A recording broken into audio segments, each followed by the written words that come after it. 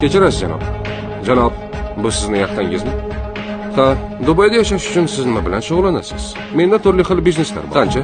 8. Sizda 8 ta biznes bormi? Ha, siz qachondan beri tadbirkorsiz? 22 yildan beri. Shu 22 yil ichida bir yilda eng katta qancha daromad topgansiz?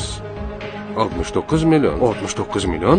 Ha, bitta biznes bilan intervyu olishim mumkinmi? Albatta, marhamat.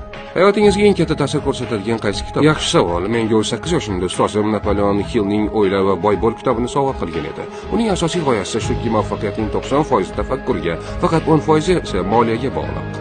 Demak, asosiy narsa bu tafakkur. To'g'ri, tafakkur bo'lmasa moliyaviy erkinlik bo'lmaydi. O'ziga ishonch esa eng katta egoizm.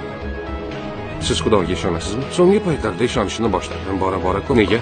Iymon va umid insoniyatning oxirgi tayanchi. Agar oxirida umid qolmasa, unda senga nima qoladi? Pul haqida qaysi haqiqatni banklar odamlar bilishni istamaydi?